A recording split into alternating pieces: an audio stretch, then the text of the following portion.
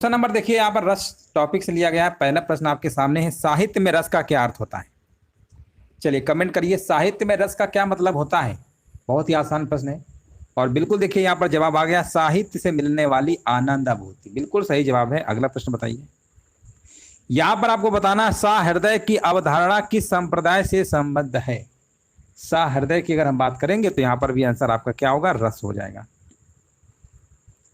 Next प्रश्न आपका है, किस भाव की परिपक्व अवस्था को रस कहा जाता है? किस भाव की परिपक्व अवस्था को रस कहा जाता है? यह प्रश्न कई बार एग्जाम में पूछा गया है, वीडियो परीक्षा में पूछा चुका है प्रश्न। किस भाव की परिपक्व अवस्था को रस कहा जाता है? आंसर जाएगा यहाँ पर स्थायी भाव। किस भाव की परिपक्व अवस्था को रस कहा जाता है? आंसर क्या होगा? स्थायी भाव होगा। क्वेश्चन नंबर 3 नंबर का यहाँ पर आपका डी नंबर सही है। यहां पर देखिए आपसे पूछा गया स्थायी भावों की संख्या कितनी है ना? तो स्थायी भावों की जगह संख्या जो आपकी है ना, वैसे भरत मुनि तो 8 ही माने हैं, लेकिन वैसे अगर देखेंगे तो 9 ही हैं। बाकी आप कहेंगे तो और आपके हैं, लेकिन वो नहीं आपके स्थायी भाव आपके 9 ही हैं। ठीक है ना, 9 ही लगाइएगा। कहीं कहीं 11 आपको दिख जाता होगा, लेकिन आपके यहाँ पर 9 ही आपके बेसिक जो आपके जो है मूल हैं आपके रस, वो 9 ही माने गए। चलिए आगे बढ़ते हैं। और यहाँ पर देखिए आपको बताना, रस सूत्र के जनक माने जाते हैं। रस सूत्र के जनक की अगर हम बात करेंगे तो ये माने जाते हैं भरत मुनि। अब भरत मुनि ने जो रसों की संख्या बताई थी ना स्थायी भावों की, वो 8 ही माने हैं भरत मुनि। तो यहाँ पर रस सूत्र के जनक की अगर हम बात करेंगे तो भरत मुनि को कहते हैं। ऑप्शन नंबर ए आपका सही होगा। हाँ बिल्कुल बात सही है। चलिए भैया नमस्ते, सभी को नमस्ते। आगे बढ़ते हैं, क्वेश्चन नंबर बताइए। वीडियो को देखिए लाइक कर दीजिएगा, बहुत सारे लोग लाइक करना भूल जाते हैं, वीडियो को लाइक कर दीजिएगा। अगला प्रश्न बताइए, वाक्यम रसात्मकम काव्यम कहने वाले आचार्य कौन है? वाक्यम रसात्मकम काव्यम कहने वाले आचार्य कौन है? यहाँ पर आपको जवाब देना और आंसर हमारे बीच आ चुका है। ये आपके कहने वाले जो आचार्य हैं विश्वनाथ। ऑप्शन जाएगा विकल्प नंबर, हाँ बिल्कुल सही है। ये इन्होंने अपने जो इनका ग्रंथ है ना साहित्य दर्पण, उन्हीं में ये बात बोली है। ऑप्शन नंबर यहाँ पे बी आपका सही है। भारत के रस सूत्र में निम्नलिखित में से किसका उल्लेख नहीं है? भारत के रस सूत्र में किसका उल्लेख नहीं है? तो आंसर जाएगा स्थायी भाव। स्थायी भाव का उल्लेख नहीं है, बाकी सब है। ऑप्शन नंबर यहाँ पर क्या होगा? ऑप्शन नंबर आपका सी नंबर होगा। निम्नलिखित में से कौन भरत मुनि के रस सूत्र का एक उत्तरकार नहीं है? कौन भरत मुनि के रस सूत्र का उत्तरकाल नहीं है? यहाँ पर आंसर क्या होगा? तो यहाँ पर आपका ऑप्शन होगा विकल्प नंबर बी, क्षेमेंद्र। क्षेमेंद्र यहाँ पर क्या होगा? बिल्कुल करेक्ट आंसर आपका यहाँ पर होगा। भरत मुनि के रस सूत्र का एक उत्तरकाल नहीं है, क्षेमेंद्र है। ऑप्शन नंबर बी होगा। अगला प्रश्न बताइए, आचार्य भरत के रस सूत्र की उत्तर करते हुए अनुमितिवाद की स्थापना किसने किया? है ना, अनुमितवाद की स्थापना किसने किया? तो यहाँ पर अगर आपका जवाब है आचार्य शंकुक, तो समझ जाइए बिल्कुल सही जवाब है। ऑप्शन नंबर यहाँ पे राइट आंसर सी आपका सही होगा। यहाँ पर आपको बताना है आचार्य भरत के रस सूत्र के उत्तरता शंकुक के सिद्धांत का नाम क्या है ना? सभी एग्जाम में पूछे गए प्रश्न आपके, भले ही आपको थोड़ा अजीब लग रहा होगा क्योंकि बहुत समय बाद पढ़ रहे होंगे। यहाँ पर बताइए, आचार्य भरत के रस सूत्र के उत्तरता शंकुक के सिद्धांत का नाम क्या है? ये नाम है आपका अनुमितवाद। ठीक है ना, अनुमितवाद यहाँ पे सही होगा। यहाँ पर आपको बताना, चित्र तुरंग न्याय पर किस आचार्य का सिद्धांत आधारित है? चित्र तुरंग न्याय पर किस आचार्य का सिद्धांत आधारित है? तो याद रखिएगा आचार्य का नाम है शंकुक। ऑप्शन नंबर यहाँ पे बी नंबर आपका सही होगा। आचार्य शंकुक किस मत के प्रवर्तक माने जाते हैं? यहाँ पर आपको बताना है आचार्य जो शंकुक हैं किस मत के प्रवर्तक माने जाते हैं? तो आंसर आपका यहाँ पर भी जाएगा अनुमितवाद के साथ। भरत मुनि के अनुसार रसों की संख्या कितनी है? अभी हमने बताया था इन्होंने 8 रसों को माना है। ऑप्शन नंबर आपको ए नंबर लगाना है। रस संप्रदाय के प्रवर्तक हैं, यहां पर आपको बताना है रस संप्रदाय के प्रवर्तक कौन है? तो ये आपके भरत मुनि हैं। आलंबन और उद्दीपन विभावों के कारण उत्पन्न भावों को बाहर प्रकाशित करने वाले कार्य कहलाते हैं। कौन से कहलाते हैं? ये कहलाते हैं आपके अनुभव कहलाते हैं। बाहर प्रकाशित करने वाले कार्य कौन से कहलाते हैं? अनुभाव। यहाँ पे बिल्कुल करेक्ट आंसर आपका यहाँ पर है। अनुभाव के कितने रूप माने गए? अनुभाव के दोस्तों याद रखिएगा 4 रूप माने गए। कितने रूप माने गए? 4। कौन कौन से? हाँ बिल्कुल सही है, 4 रूप माने गए। बिल्कुल राइट आंसर है। पहला आपका कायिक है, दूसरा वाचिक है, तीसरा आहार्य है और चौथा सात्विक है। टोटल आपके 4 है, इतना आपको याद रखिएगा। अनुभाव के रूप जो माने गए 4 आपके माने गए। ऑप्शन नंबर ए आपका सही है। जो भाव मन में केवल अल्पकाल तक संचरण करके चले जाते हैं उन्हें क्या कहा जाता है? उन्हें क्या कहा जाता है बताइए? उन्हें कहा जाता है संचारी भाव कहा जाता है। जो भाव मन में केवल अल्पकाल यानी कम समय तक संचरण करके चले जाते हैं उन्हें हम कहते हैं संचारी भाव। और संचारी भाव का एक दूसरा नाम भी है व्यभिचारी भाव।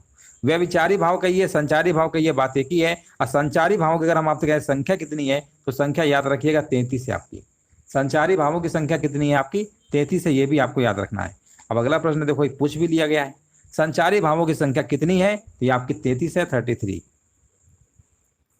अमरस क्या है यहां पर आपको बताना है। अमरस क्या है? देखिए अमरस जो है ना, अमरस भी एक संचारी भाव ही होता है। तो ऑप्शन नंबर यहां पर लगा दीजिए, बी नंबर। अब यहां पर आपको बताना है, देखिए जितने भी आपके स्थायी भाव है ना, जो भी आप रस पढ़ते हैं उनके स्थायी भाव सब याद कर लीजिएगा। मान लीजिए स्थायी भाव से कोई प्रश्न बन जाए। श्रृंगार रस का स्थायी भाव क्या होता है ना? श्रृंगार रस का स्थायी भाव की बात करेंगे, बहुत एग्जाम में पूछा गया है। और श्रृंगार रस का स्थायी भाव होता है आपका रति होता है। बिल्कुल सही जवाब है। किस रस को रसराज कहा जाता है? हास्य रस का हास्य होता है, करुण रस का शोक होता है, रौद्र रस का क्रोध होता है, वीर रस का उत्साह होता है। ठीक है ना, ये सब आपके रस हैं। चलिए यहाँ पर बताइए किस रस को रसराज कहा जाता है? ये भी कई बार पूछा गया है। तो रसराज कहा जाता है श्रृंगार रस को ही कहा जाता है। और श्रृंगार रस का स्थायी भाव याद रखिएगा रति होता है। और इसी को हम, हाँ बिल्कुल सही है, हाँ बहुत बढ़िया, बिल्कुल करेक्ट आंसर दिया गया है। अच्छा बताइए शांत रस का स्थायी भाव क्या है? कमेंट करके जरूर बताइएगा, शांत रस का स्थायी भाव क्या है? किस रस को रसराज कहा जाता है? प्रश्न अभी तो कराया था, फिर से कहीं से आ गया? अभी तो कराया ही था, दोबारा लग रहा सेम क्वेश्चन था क्या? अच्छा 21 वाला भी सेम है, 22 वाला भी सेम है, बस ऑप्शन बदले। चलो आगे बढ़ते हैं। रस कितने प्रकार के होते हैं? निर्वेद कह रहा है, बहुत बढ़िया, बिल्कुल सही जवाब है। रस कितने प्रकार के होते हैं? आप कहेंगे रस की बात हो रही है। रस तो आप कह देंगे 9 प्रकार के होते हैं, अभी हमने बताया था। रति किस रस का स्थायी भाव है ना? रति किस रस का स्थायी भाव है? यहां पर देखिए आपको जवाब देना है। हाँ एक देखिए रस का प्रश्न आपके एग्जाम में पूछा भी गया था। वैसे आपके क्या कहते हैं, वैसे तो आपके 9 ही है ना, लेकिन 2 आपके और बढ़े। तो आपके क्या था कि उसमें ऑप्शन में 11 दिया गया था, तो उस विकल्प में 11 सही करवाया गया था, है ना। तो कहीं कहीं आपको जब 11 मिल जाता है तो 11 वाला भी ऑप्शन सही हो जाता है। तो वैसे तो आपके 9 ही है मूल, अगर बात करेंगे। चलो यहाँ पर बताइए रति किस रस का स्थायी भाव है? रति की बात करेंगे, रति। तो जो रति आपका अभी हमने बताया था ये श्रृंगार रस का ही है, ऑप्शन नंबर पहला ही होगा। यहाँ पर बताइए निस्दिन बरसत नयन हमारे, इस पंक्ति में किस रस का वर्णन किया गया है ना? यहाँ पर बताइए राइट आंसर क्या होगा? देखिए रस छंद अलंकार ये बहुत ही क्योंकि कम आने के चांस रहेंगे, क्योंकि 2018 के जब एग्जाम हुआ था तो उसमें बहुत आपके कम आए थे, है ना, आए ही नहीं थे लग रहा है। इसके पहले एग्जाम जब आपके हुए थे 16 में तब आए थे, तो चांस वैसे कम है, लेकिन एक बार पढ़ा दे रहे हैं ताकि ये ना रहे कि हम ये पढ़ा नहीं, इसलिए हमने कहा आज इसको पढ़ाई देते हैं। चलो बताइए निस्दिन बरसत नयन हमारे, इस पंक्ति में किस रस का वर्णन है ना? इसके चांस हालांकि कम है जैसा हमें लग रहा है, फिर भी पढ़ना जरूरी है। एक बार पढ़ लेंगे तो उससे आपका रिवीजन हो जाएगा। मान लो बाई चांस अगर आ भी गया तो आपका गलत नहीं होगा। और यहाँ पर आंसर आपका होगा श्रृंगार, ऑप्शन नंबर डी होगा। यहाँ पर बताइए निम्नलिखित में से कौन सा रस है, चयन कीजिए, है ना। कौन सा रस है, चयन कीजिए। मेरे तो गिरिधर गोपाल दूसरों ना कोई, जाके सिर मोर मुकुट मेरो पति सोई, है ना। यहाँ पर बताइए 26 का आंसर क्या होगा? तो 26 का आंसर आपका यहाँ पर श्रृंगार होगा। किस रस को सभी रसों का अधिपति माना जाता है? सभी रसों का अधिपति माना जाता है, तो ये भी आपका आंसर आपका होगा श्रृंगार रस। निम्नलिखित पंक्तियों में कौन सा रस है आपको बताना है। हाँ यहाँ पर बताइए राइट आंसर यहाँ पर क्या होगा? निम्नलिखित पंक्तियों में से कौन सा रस है? बतरस लालच लाल की मुरली धरी लुकाई, सोह करे भावनु हंसे दैन कहे नटी जाई। बताइए कौन सा रस इसमें आपको देखने को मिल रहा है?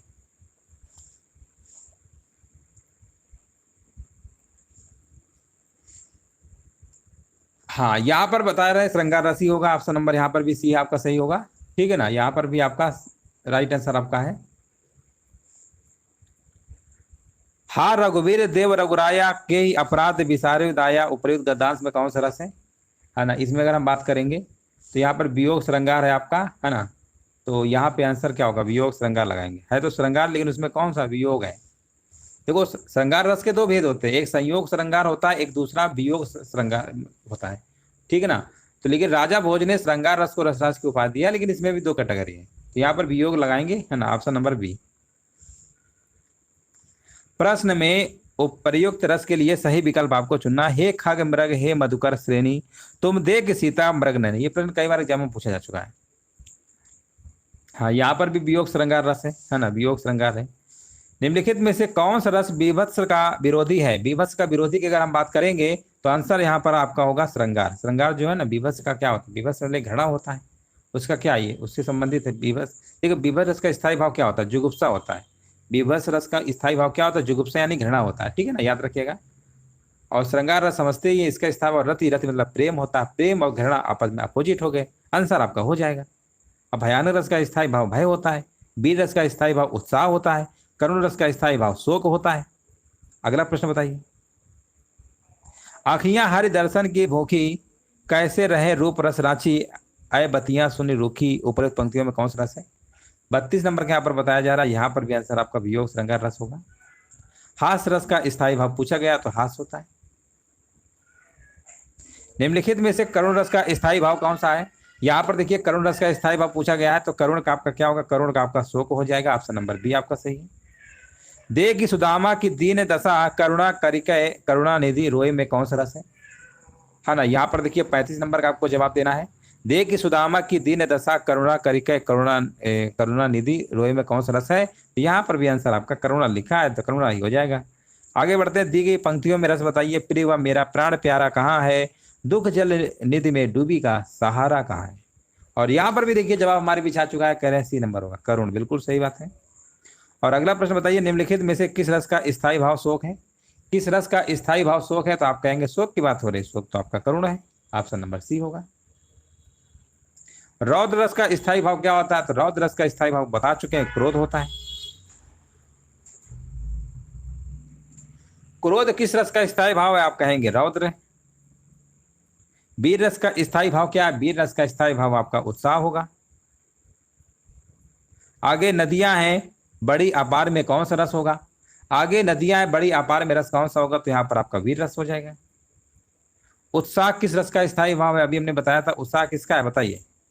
उत्साह वाला बताया था ना, वीर का है। कुरुक्षेत्र कविता में मुख्य रस कौन सा है? कुरुक्षेत्र कविता में अगर हम बात करेंगे तो यहाँ पर भी आपका वीर रस होगा। कुरुक्षेत्र में बिल्कुल सही जवाब है।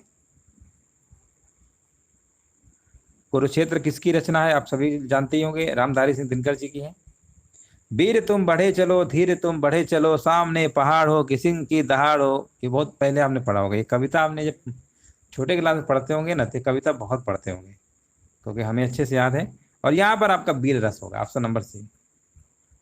दी गई पंक्तियों में रस बताइए। हिमाद्रि तुंग सरंग से प्रबुद्ध शुद्ध भारती, स्वयं प्रभा समुज्ज्वला स्वतंत्रता पुकारती। 45 का आंसर यहाँ पर क्या होगा? और यहाँ पर लिखा है ना, जिस काव्य को पढ़ने से मन में उत्साह नामक स्थायी भाव की जागृति होती, वहां पर वीर रस की निष्पत्ति आपकी होती, वीर रस पाया जाता है। तो आंसर आपका यहाँ पर वीर रस आपका हो जाएगा। चमक उठी सन 57 में वो तलवार पुरानी थी, रस का भेद बताइए। तो यहाँ पर आंसर क्या होगा? तो यहाँ पर भी इसका आपका होगा वीर रस होगा। और यहाँ पर आंसर आपका होगा वीर रस का स्थायी भाव आपका उत्साह होता है। जुगुप्सा का स्थायी भाव किस रस संबंधित है? अभी हमने बताया। तो जुगुप्सा किसका होता है? जुगुप्सा आपका विभत्स रस का होता है। जुगुप्सा किस रस का स्थायी भाव है? देखिए दोबारा घुमा के फिर पूछा जा रहा है, और इसका भी आंसर आपका जाएगा विभत्स के साथ। जय जय जय तह मज्जा मांस रुचिर लखी परत बगारे, जित जित छिटके हाड़ सेत कहूँ कहूँ रत्नारे। इस अवतरण में क्या है ना, इस अवतरण में क्या आपको बताना है? यहाँ पे राइट आंसर क्या होगा? और यहाँ पर देखिए हमारे भी जवाब आ चुका है, बिल्कुल सही जवाब दिया गया। यहाँ पर आपका विभत्स रस होगा। विभत्स रस का स्थायी भाव क्या आपको बताना है? विभत्स रस का स्थायी भाव क्या होगा? और अभी हमने बताया था, यहाँ पर आपका जुगुप्सा होगा। विस्मय स्थायी भाव किस रस में होता है? विस्मय स्थायी भाव किस रस में होता है? विस्मय आपका होता है आपका अद्भुत। अद्भुत रस का स्थायी भाव आपका विस्मय होता है, याद रखिएगा। भारतीय वृत्ति का संबंध किस रस से है? भारतीय वृत्ति का अगर हम संबंध की बात करेंगे तो इसका भी संबंध आपका अद्भुत से है। केशव कही न जाई का कहिए, देखत तव रचना विचित्र अति सुमति मन ही मन रहिए में। यहाँ पर आपको बताना है कौन सा रस है, तो यहाँ पर भी आपका अद्भुत रस आपका है ना, बिल्कुल करेक्ट आंसर है। अगला प्रश्न बताइए। अद्भुत रस का स्थायी भाव यहाँ पर क्या है? अद्भुत का भी हमने बताया था, क्या बताया था? विस्मय। शांत रस का स्थायी भाव क्या होगा? शांत रस का भी हमने स्थायी भाव आपको बताया है। शांत रस का स्थायी भाव क्या होगा बताइए। अब आप कहेंगे शांत का तो निर्वेद होता है और सम भी होता है, यानी दोनों विकल्प आपके सही हैं। वैराग्य भी होता है, तीन होते हैं आपके, वैराग्य होता है, निर्वेद होता है, सम होता है। अगर ऐसे ऑप्शन आ जाए दोनों में मार दीजिएगा, जो भी आपको होगा नंबर मिल जाएगा। हाँ, इसमें दोनों विकल्प आपके सही थे, निर्वेद और सम। चलिए, निर्वेद किस रस का स्थायी भाव है? घुमा के फिर से वही प्रश्न पूछा जा रहा है, और यहाँ पर आपका आंसर होगा शांत रस का आपका है। यहाँ पर देखिए आपको बताना है, मन रे तन कागद का पुतला, लागे बूंद बिनस जाए छीन में, गर्भ करे क्या इतना। इन पंक्तियों में कौन सा रस है? तो इन पंक्तियों में अगर हम बात करेंगे ना, जिन विषयों का आप देख रहे हैं, परमात्मा के वास्तविक रूप का ज्ञान हो रहा है ना, तो यहाँ पर क्या होगा? यहाँ पर शांत रस होगा। यहाँ पर आंसर क्या होगा? यहाँ पर ऑप्शन है कि नहीं है शांत का? नीचे दिया है, चलो कोई बात नहीं। ऑप्शन नंबर यहाँ पे डी नंबर आपका होगा। शांत रस की यहाँ पर इस आपको देखने को मिल रहा है इसमें, इस पंक्ति में। चलो आगे बढ़ते हैं। निम्नलिखित में से कौन सा विकल्प रस के अंतर्गत नहीं है? कौन सा विकल्प रस के अंतर्गत नहीं है, तो आपको बताना है। अब आप कहेंगे हाथ से भयानक रौद्र, ये व्यंग कहाँ पे आ गया है? व्यंग नहीं आएगा, व्यंग रस के अंतर्गत नहीं आता है। हाँ बिल्कुल सही है। अगला प्रश्न बताइए। भाव जिसके हृदय में रहते हैं उसे हम क्या कहते हैं? भाव जिसके हृदय में रहते हैं उसे हम क्या कहते हैं? तो उसे हम आश्रय कहते हैं। क्या कहते हैं? आश्रय कहते हैं, है ना, आश्रय कहते हैं। याद रखिएगा, ऑप्शन नंबर आपका यहाँ पर ए नंबर आपका सही होगा। चलिए, अब हम आगे यहाँ पर देखने वाले हैं प्रश्न आपके जो हमने लिया है ना, ये आपके रस के जो भी टॉपिक में प्रश्न आपके पूछे गए थे ना, वो सब करा दिए हैं। अब हम देखने वाले हैं छंद। यहाँ से हमारे प्रश्न स्टार्ट है, और छंद टॉपिक है आपका। छंद से प्रश्नों को यहाँ पर कवर करने वाले हैं। यहाँ पर लिखा हुआ है अनुष्टुप, यहाँ पर है। अनुष्टुप क्या है? तो अनुष्टुप जो एक छंद होता है, याद रखिएगा, ऑप्शन नंबर यहाँ पर पहला ही होगा। किस छंद में चार से अधिक चरण होते हैं? चार से अधिक चरण किसमें होते हैं? तो आप कहेंगे चार से अधिक चरण तो आपके छप्पय में होते हैं, है ना, छप्पय में होते हैं। याद रखिए, 6 उसी नाम में से पता चल रहा है, इसमें 6 होते हैं। तो ऑप्शन नंबर लगा दीजिए। रोला और बराबर सोटा में सब सही है आपका, लेकिन चार से अधिक इसी में होते हैं। नाम से ही उसके मालूम चल रहा है, छप्पय 6 चरण, है ना। प्रथम 4 चरण रोला के और 2 होते हैं आपके उल्लाला के, ठीक है ना। तो याद रखिएगा टोटल आपके 6 होते हैं, छप्पय में होते हैं, है ना। प्रथम 4 रोला के और अंतिम 2 उल्लाला के, बताया था अभी आपको, प्रश्न आ गया। चलो आगे बढ़ते हैं। छप्पय किस प्रकार का छंद है? हाँ ना, तो छप्पय जो आपका है ना, ये आपका कैसा छंद है? ये विषम। हाँ बिल्कुल सही बात है। यहाँ पर विषम क्या होगा? बिल्कुल सही, विषम मात्रिक छंद है आपके, विषम मात्रिक है। राम कथा सुंदर करतारी, संशय विहग उड़ावन हारी, इस पंक्ति में कौन छंद आपका है? राम कथा सुंदर करतारी, संशय विहग उड़ावन हारी। और ये जो आपका है ना, ये आपके चौपाई छंद है, याद रखिएगा।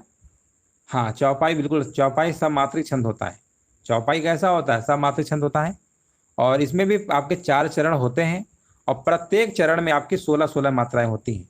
चौपाई में प्रत्येक चरण में 16-16 मात्राएं होती हैं। इस तरीके से पूरे छंद में आपकी 64 हो जाएंगी, 16 चौको 64। जो मात्रिक सम छंद है, प्रत्येक चरण में 16 मात्राएं होती हैं, उन्हें हम क्या कहते हैं? अभी हमने बताया था, उसे हम चौपाई कहते हैं। दामनी दमक रहे न घन माही, खल के प्रीत जथा थिर नाही, इन पंक्तियों में कौन छंद है? और इनमें भी अगर हम बात करेंगे तो इनमें भी आपका चौपाई ही है, ऑप्शन नंबर सी होगा। मंगल भवन अमंगल हारी, द्रव सुदरस हजिर विहारी, इन पंक्तियों में किस छंद का प्रयोग हुआ है? और यहाँ पर भी देखिए हमारे भी जवाब आ चुका है। यहाँ पर भी बताया जा रहा है चौपाई है ना, चौपाई बिल्कुल सही है। तो आपने बहुत बार सुना भी होगा। दी गई पंक्तियों में छंद बताइए। सुन सी सत्य आशीष हमारी, पूजई मन कामना तुम्हारी। और यहाँ पर भी आपका चौपाई ही है। अगला प्रश्न है, चौपाई कितनी मात्राओं का छंद है?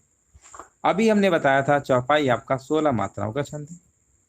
चौपाई छंद का पूर्व रूप क्या है? देखिए चौपाई छंद का जो पूर्व रूप है ना, वो आपका चौपई है ना, चौपई।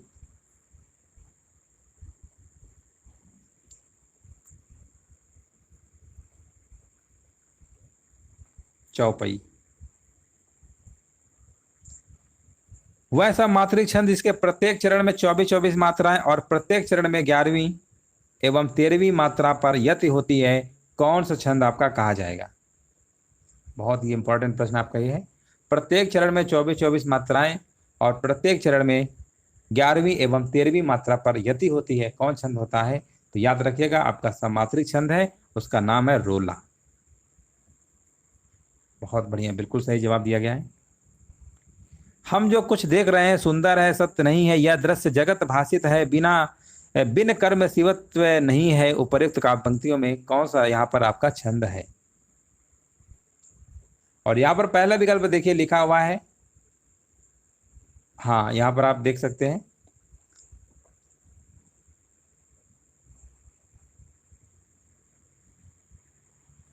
ये हर गीति का छंद होगा आपका, ठीक है ना।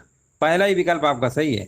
14-14 मात्राओं की यत से 28 मात्राओं वाला यह आपका छंद होगा, और ये छंद आपका होगा हर गीति का। अगला प्रश्न बताइए। मंगल करण कलिमल हरणी तुलसी कथा रघुनाथ की, इसमें कौन छंद आपका है? तो इसमें भी आपका कौन सा होगा बताइए। हाँ, प्रत्येक चरण में 28 मात्रा, बिल्कुल सही, हर गीति का होगा, है ना, हर गीत का यहाँ पर भी सही आपका है। और यहाँ पर बताइए, कहती हुई हो उत्तरा के नेत्र जल से भर गए, हिम के कर्णों से पूर्ण मानो हो गए पंकज ने, इस पंक्ति में कौन छंद है? तो यहाँ पर भी आपका हर गीतिका आपका होगा। हर गीतिका के प्रत्येक चरण में 28 मात्राएं होती है, याद रखिएगा। हाँ, सोरठा दोहा तो आप सब लोग जानते ही होंगे, है ना। दोहा और सोरठा में क्या होते हैं? 4-4 चरण तो होते ही है ना। और दोहा में क्या होता है कि पहले और तीसरे चरण में आपकी 13-13 होती हैं, और दूसरे चौथे में 11-11, और सोरठा दोहे का उल्टा आपका होता है।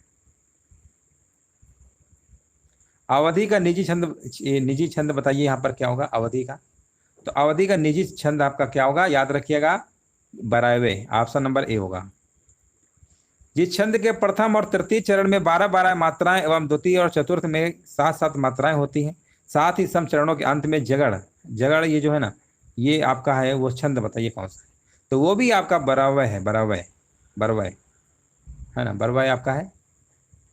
अवधि शिला का उर पर था गरुभार, तिल तिल काट रही थी द्रग जलधार, इस उद्धरण में छंद यहाँ पर कौन सा है? तो यहाँ पर भी आपका आंसर होगा बरवय। इस छंद में 12 और 7 की से कुल 19 मात्राएं होती हैं, है ना, अभी हमने बताया था, फिर से वही आपका हो जाएगा। रहीमन चुप है बैठिए देख दिनन के फेर, जब नीके दिन आई हैं बनत न लगही बेर, उपर्युक्त पंक्तियों में कौन छंद है? और यहाँ पर आंसर हमारे विचार चुका है, बिल्कुल करेक्ट आंसर यहाँ पर आपका दोहा होगा। और याद रखिएगा, दोहा के प्रथम और तृतीय चरण में 13-13 मात्राएं, और द्वितीय और चतुर्थ में 11-11, इसी का उल्टा कर देंगे तो आपका सोरठा होता है। एक याद कर लो, सोरठा है उसका उल्टा कर देना, दोनों पढ़ोगे फिर कंफ्यूज हो जाओगे एग्जाम में कि कहाँ 13-13 है, कहाँ 11-11 है। आगे बढ़ते हैं। श्री गुरु चरण सरोज रज निज मन मुकुर सुधार, बरनो रघुवर विमल जस जो दायक फलचार, इसमें छंद कौन सा है? तो इसमें भी आपका है दोहा है। दोहा छंद में कितने चरण होते हैं? अभी हमने बताया था, दोहा छंद में कितने होते हैं? ये अर्ध सम मात्रिक छंद होता है, ये अर्ध सम मात्रिक छंद है, और 4 चरण होते हैं, ऑप्शन नंबर जाएगा डी के साथ। दोहा के प्रथम चरण में कितनी मात्राएं होती हैं? अभी हमने बताया था, प्रथम चरण, तृतीय चरण 13-13, द्वितीय और चतुर्थ में 11-11। निज भाषा उन्नत है सब उन्नति कौ मूल, बिन निज भाषा ज्ञान कहे मिटे न ही कौशूल, इन पंक्तियों में कौन छंद है? तो इसमें भी आपका आंसर जाएगा दोहा के साथ। और यहाँ पर देखिए, आपको बताना, मेरी भाव भाव बाधा हरो राधा नागर सोए, जा तन की झाई परे श्याम हरि दुति होए, यहाँ पर कौन छंद है? तो यहाँ पर भी आपका छंद होगा दोहा। सब दोहा है।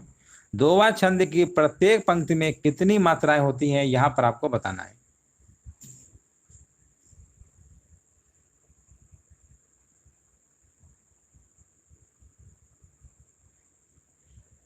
13-13, 11-11, 13 और 11 कितने हो गए? 24, ऑप्शन नंबर लगा दीजिए सी, है ना, 24 हो जाएगा। चलो आगे बढ़ते हैं।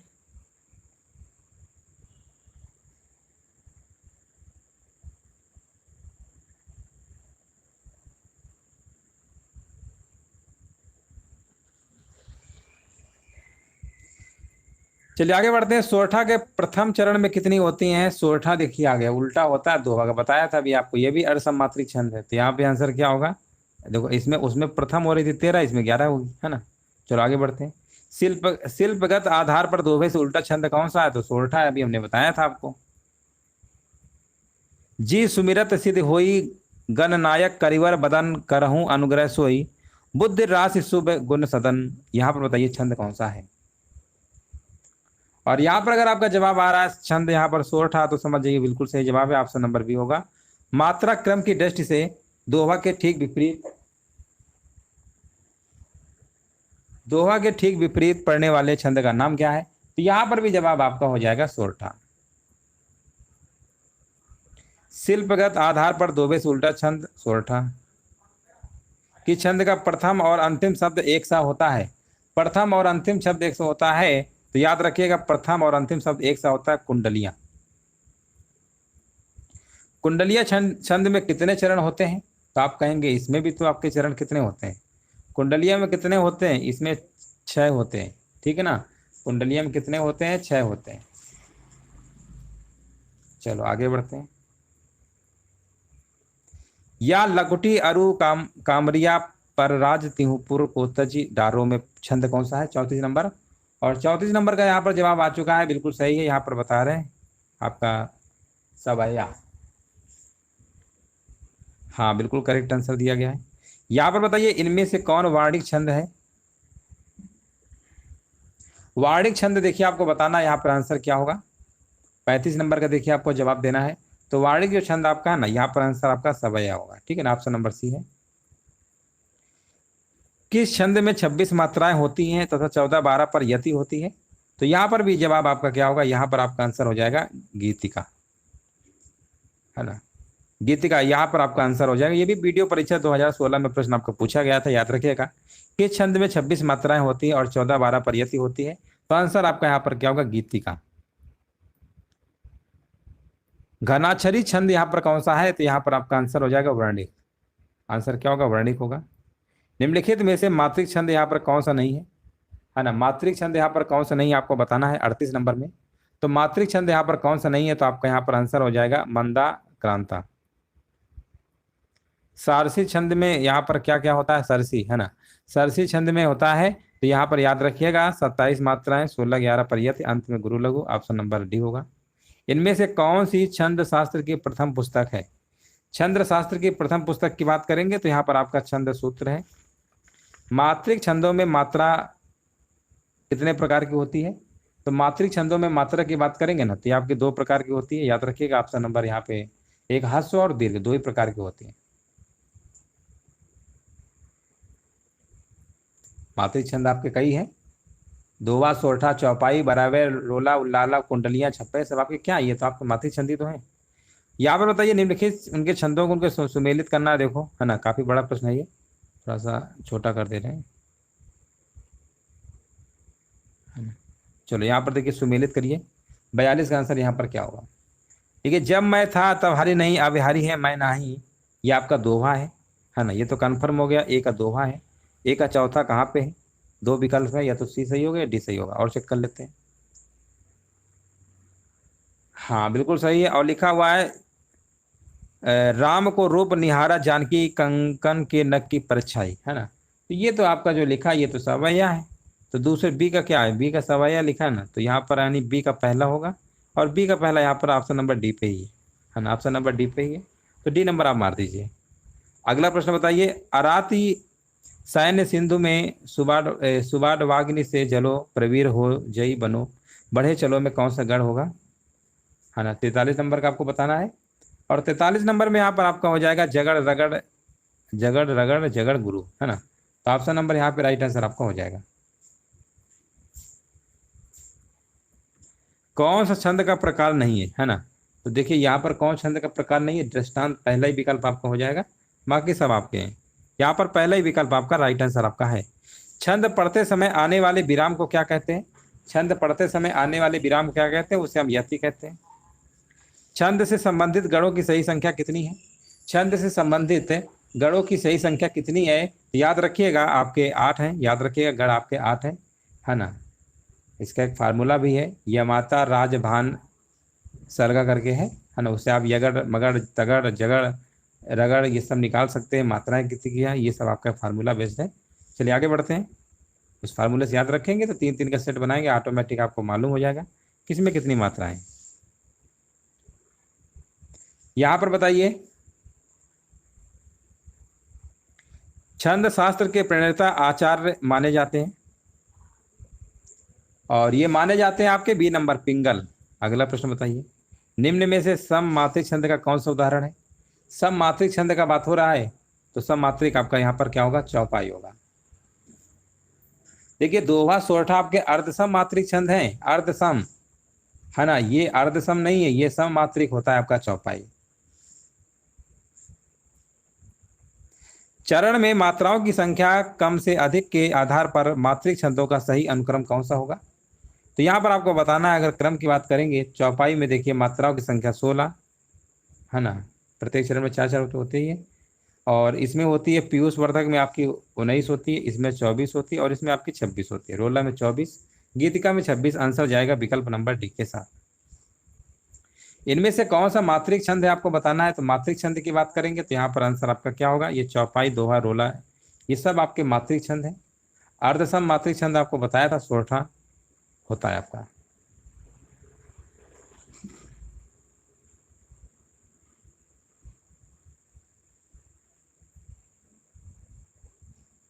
हाँ बिल्कुल सही है।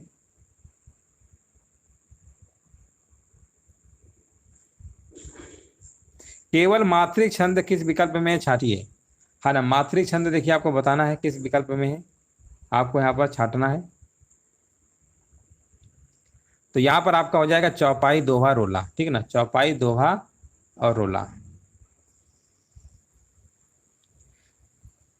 चरण में वर्णों की संख्या कम से अधिक के आधार पर इन वाणी छंदों का सही अनुक्रम क्या होगा?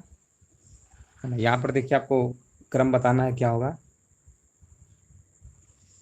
तो यहाँ पर भी आपका होगा आंसर आपका डी होगा, इंद्र वज्रा वसंत तिलका मद्रका मंदा क्रांता शार्दूल विकीरी। ऑप्शन नंबर यहाँ पे आपका राइट होगा। इसमें आपके 11 वर्ण है, इसमें आपके 14 वर्ण है, इसमें आपके 17 वर्ण है, और इसमें आपके 19 है। वार्णिक, यहाँ पर बताइए वार्णिक छंदों में किसका विचार होता है? तो वार्णिक छंदों में सिंपल सी बात है, वर्ण की बात हो रही है, वर्णिक होगा। ऑप्शन नंबर पहले ही तो आपका सही है। कौन सा यहाँ पर वार्णिक छंद है आपका पूछा गया, वार्णिक छंद कौन सा है? तो वार्णिक की बात करेंगे तो जो आपका विकल्प आपका तीसरा लिखा है ना, उपेंद्र वज्रा, है ना, उपेंद्र वज्रा क्या आपका ये वार्णिक छंद होता है। वार्णिक छंदों में गढ़ कितने प्रकार के होते हैं? है ना, वार्णिक छंदों में अगर गढ़ की बात करेंगे ना तो ये आपके 8 प्रकार के होते हैं। गढ़ वाला याद रखिएगा, 8 प्रकार के आपके होते हैं। इससे कभी कभी प्रश्न आपके बन जाते हैं। छंद का सर्वप्रथम उल्लेख कहाँ पर देखने को मिलता है? छंद का सर्वप्रथम उल्लेख देखने को कहाँ पे मिलता है? तो याद रखिएगा ये आपको देखने को ऋग्वेद में मिलता है। ऑप्शन नंबर आपका ए नंबर सही होगा। तो इस तरीके से दोस्तों आपका जो रस छंद का जो टॉपिक था, इतना ही प्रश्न आपका था, बहुत कोई ज़्यादा बहुत बड़ा टॉपिक नहीं था। तो हमने कहा चलो लास्ट टाइम है इसको भी पढ़ा देते हैं, अब तो सब हो गया आपका पूरा। तो इसको अच्छे से बार रिवाइज कर लीजिएगा। मान लीजिए कोई अगर प्रश्न बनेगा तो इन्हीं समय से कोई बन जाएगा, तो आप आराम से कर लेंगे, कोई दिक्कत नहीं होगी। चलिए बहुत बहुत धन्यवाद आप सभी का, सभी को जय हिंद।